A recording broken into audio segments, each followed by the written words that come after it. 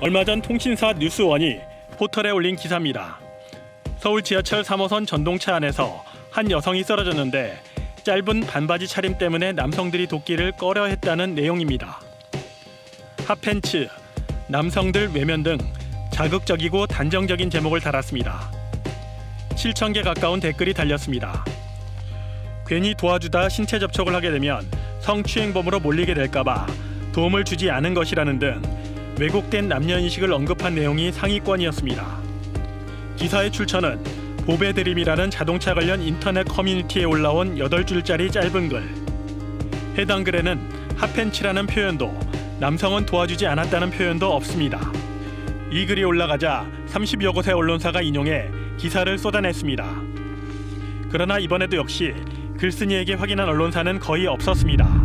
해당 지하철을 운영하는 서울교통공사에 당시 상황을 확인해봤습니다. CCTV를 봤던 직원들의 말에 따르면은 남자분도 계셨고 여자분도 계셨고 저희가 나중에 확인을 해보니까 그 본인의 의사라고 밝힌 남자분이 계셨고 그분이 적극적으로 도와주셨다라고 말씀을 하시더라고요. 당시 현장에 있었다는 사람이 또 다른 인터넷 커뮤니티에 글을 올렸습니다. 수소문 끝에 글을 올린 사람과 연락이 됐습니다.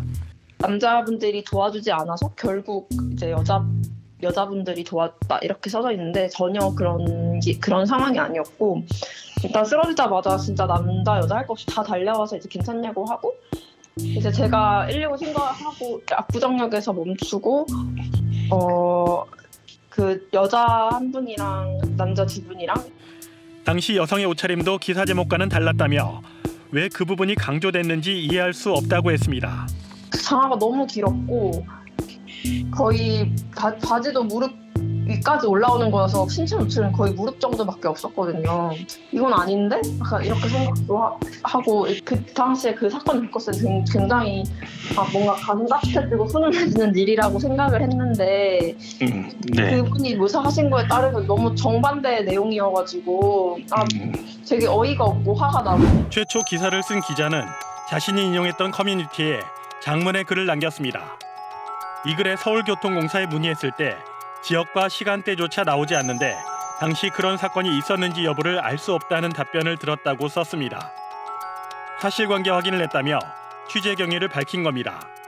또 원글의 댓글 반응에 여자 도우려다 쇠고령 찬다 등의 의견이 다수여서 남녀 갈등이 심각한 요즘 해법을 찾아가야 한다고 생각했다고도 썼습니다. 유사 사례로 재판까지 간 적이 있었다는 말도 덧붙였습니다. 수백 개의 댓글 반응은 대부분 싸늘했습니다. 그런 일이 있었다는 답변이 아니라 상황이 특정되지 않아 알 수 없다는 답변을 들은 것이 충분한 검증이었냐는 내용이 상당수입니다.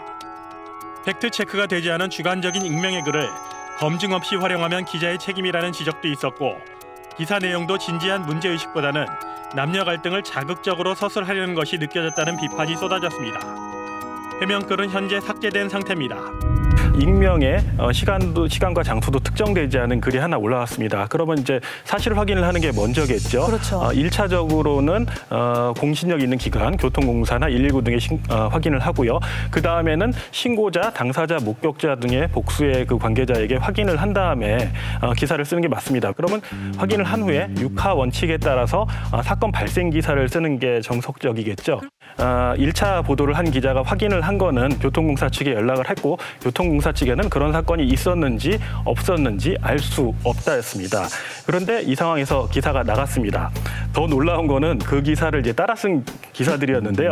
그 기사들은 교통공사 측에 따르면 아무런 확인 없이 기사를 따라 썼다고 합니다. 이거는 저희 상식으로 봤을 때는 굉장히 좀 이해가 안 되는 일이었죠. 그러니까 사실 확인 없이 이렇게 기사를 발제할 생각을 했다는 것 자체가 좀 놀라운 사실인데요. 사실 확인을 할 수 있는 시간이 있었을 거란 말이에요. 보통 이제 기사를 하면 쓰다, 또 네. 기사를 작성하다. 네. 이게 따라 나오는 자연스러운 말들이잖아요.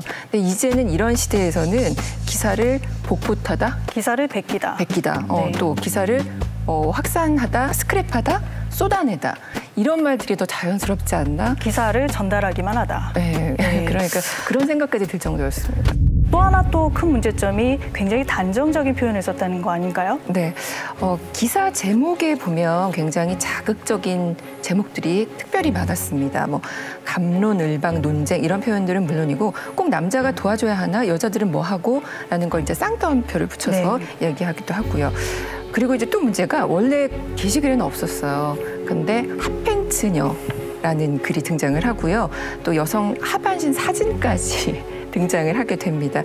이게 이제 클릭을 유도할 수 있는 가장 자극적인 것들을 선별적으로 인용해서 나타난 건데 그러다 보면 이제 사회적인 갈등 유발을 하게 되죠. 그다음에 이 피해 당하신 분은 핫팬츠녀라는 걸로 또 낙인이 찍히면서 더 힘든 상황이 될 수 있는 거고요. 이러면서 이제 갈등이 확산이 되는 건데 사실 이제 전체 뉴스의 이용자 수와 또 이용자들의 클릭 수가 정해져 있는 파일이라고 우리가 보잖아요. 그러다 보니까 언론사들이 서로 그걸 선점하기 위해서 자극적이고 더 자극적이고 이런 것들이 계속 반복되는 것 같습니다.